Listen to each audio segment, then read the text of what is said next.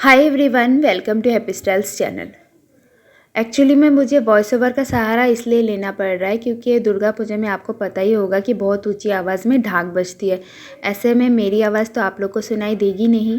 सो आप लोग इसके लिए मुझे माफ़ कीजिएगा। आज मैं अपने कुछ स्टूडेंट्स के साथ महासप्तमी के दिन अलग अलग जगह के मूर्तियाँ एज वेल एज़ पंडाल के दर्शन करने निकली हूँ। तो ये हमारी चैनल की नई मेंबर है। ये मेरी साथ काम करती है, अंजलि मैम है। आप लोग मेरे चैनल को सब्सक्राइब कर लीजिएगा और वीडियो लास्ट तक देखिएगा क्योंकि इस पंडाल के साथ साथ और भी कई सारे पंडाल और मूर्तियों के दर्शन मैं आपको कराना चाहूँगी। और फिलहाल जो आप पंडाल देख रहे हैं ये मेरे हिसाब से सबसे बेस्ट है। तो पंडाल का जो खूबसूरती है मैं आपको क्या कहूँ, ये रहा। इसका जो मेन सेंटर ऑफ अट्रैक्शन जो है पंडाल है वो है। देखिए दूर से इतना खूबसूरत दिख रहा है, अंदर से और भी ज़्यादा खूबसूरत है। इसमें दो अलग अलग गुंबद बनाए गए हैं। अंदर वाले गुंबद के अंदर माँ विराजमान है और इसकी दीवारें, मैं क्या कहूँ, मेरे पास शब्दों की कमी हो गई है। शिल्पकार ने इतनी अच्छे से, इतनी सफाई से यहाँ का जो शिल्प को बनाया है। एंड दूसरा वाला गुंबद तो किसी ताजमहल से कम नहीं।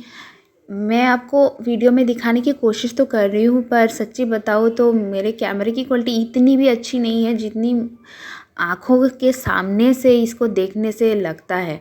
यहाँ पे ये जो एरिया है इसको लोगों ने सेल्फी पॉइंट बना के रखा था। बहुत सारे लोग इसमें रील्स वगैरह भी बना रहे थे। एंड पंडाल तो मैं क्या कहूँ, माँ भी बहुत ज़्यादा सुंदर थी। एंड मेरे हिसाब से ये सबसे बेस्ट है जो मैंने देखा है।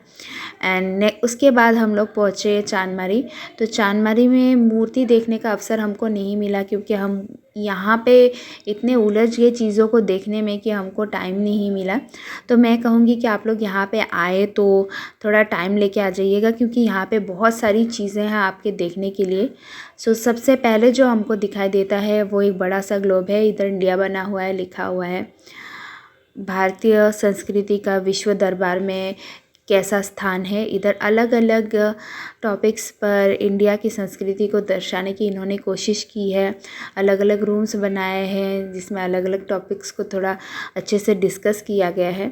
क्योंकि आज महासप्तमी है तो सब कुछ अच्छे से तैयार नहीं हुआ था, तभी भी तैयार हो ही रहा था जब हम पहुँचे। ये डिपार्टमेंट ऑफ एग्रीकल्चर है।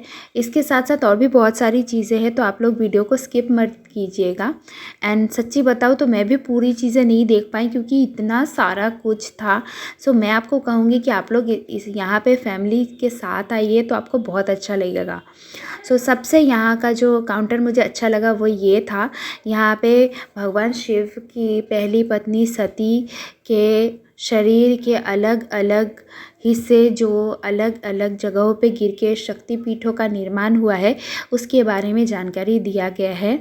आपको पता ही होगा कि शिव जी के अपमान करने की वजह से सती ने अपने प्राण त्याग दिए थे और फिर शिव जी उनके शरीर को लेकर पूरी दुनिया के चक्कर लगाने लगे थे और तब विष्णु जी ने दुनिया को बचाने के लिए उनके शरीर के 51 खंड कर दिए थे। यहाँ पर पुराने युग के पढ़ाई कराने का तरीका को भी दिखाया गया है। गुरुजी बनाए गए हैं और उनके 2 शिष्य बनाए गए हैं जो कि गुरुकुल में शिक्षा ले रहे हैं। यहाँ पे ठीक बीचों बीच अखंड भारत बनाया गया है जहाँ पे दुर्गा माँ को भारत माता के रूप में दिखाया गया है और अलग अलग ज्योतिर्लिंग भी बनाए गए हैं। यहाँ पे असम के स्वतंत्रता सेनानियों के भी स्टैचूज़ बनाए गए हैं और आगे एक बहुत बड़ा सा एम्पोरियम था, हॉल था। यहाँ पे राम सेतु बनाए जाने वाले पत्थर का भी हमको दर्शन मिला है और नालंदा यूनिवर्सिटी का एक मॉडल भी बनाया हुआ था।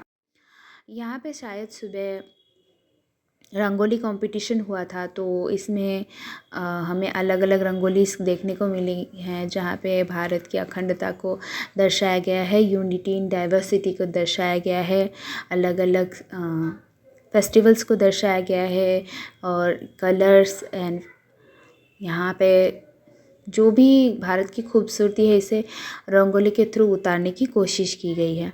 यहाँ पे हमको खाना भी खाने का मौका मिला। शुद्ध शाकाहारी खाना यहाँ पे फ्री में बँट रहा था तो हमने उसका लुत्फ़ उठाया और उसके बाद हम पहुँचे अनुराधा।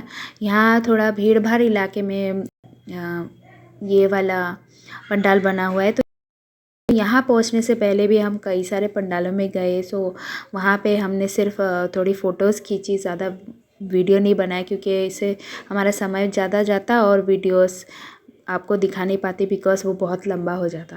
सो यहाँ का जो सबसे सुंदर मुझे पंडाल लगा वो ये पंडाल था जहाँ पे वृंदावन बनाया गया था। श्री कृष्ण के एकदम ऊपर बनाया गया है और कई सारी गाय बनाई गई हैं और श्री कृष्ण से रिलेटेड कई सारी चीज़ों के थर्मोकोल से मॉडल्स बनाए गए, जैसे सुदर्शन चक्र, कालिया नाग, मोर था। फिर इसके साथ गोवर्धन पर्वत को श्री कृष्ण ने जो अपनी उंगली से उठाया वो भी बनाया हुआ था। एंड यहाँ पे भी माँ की मृण्मयी प्रतिमा हमको देखने को मिल जाती है।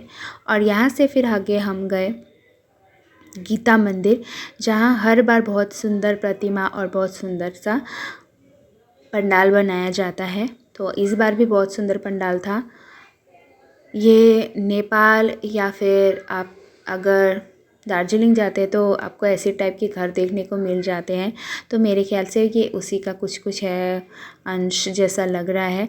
सो शिल्पकार ने यहाँ में भी काफ़ी अच्छे से अपना शिल्प का प्रदर्शन किया है। आप जब देखेंगे तो आपको लगेगा कि ये असली है, लेकिन ये असली नहीं, थर्मोकोल से बना हुआ है। पर यहाँ की जो प्रतिमा है वो मुझे सबसे ज़्यादा अच्छी लगी, वो इसलिए क्योंकि ये पूरी की पूरी मिट्टी से बनी हुई थी। इस पर कपड़े का इस्तेमाल नहीं किया गया था, ना ही प्लास्टिक का। तो ये हमारी यहाँ की दुर्गा माँ है। जब वो हमारे यहाँ आने के लिए तैयार हो गई थी, महासृष्टि में हमारे यहाँ पहुँची थी, तो मैंने उनका छोटा सा वीडियो उठा लिया था। तो ये वो अनमोल दृश्य है जो मैं आप लोग के साथ शेयर करना चाहती हूँ। आज मैंने कोई वीडियो नहीं उठाया, कुछ सेल्फीज उठाए, वो आपको लास्ट में देखने को मिल जाएंगी। आप सभी को दुर्गा पूजा की बहुत बहुत शुभकामनाएं। आपका दिन शुभ रहे। और मैं आगे महाअष्टमी और महानवमी की वीडियोस भी देने वाली हूँ, तो आप लोग मेरे चैनल को सब्सक्राइब कर लीजिएगा। वीडियो अच्छा लगे तो लाइक दबा दीजिए।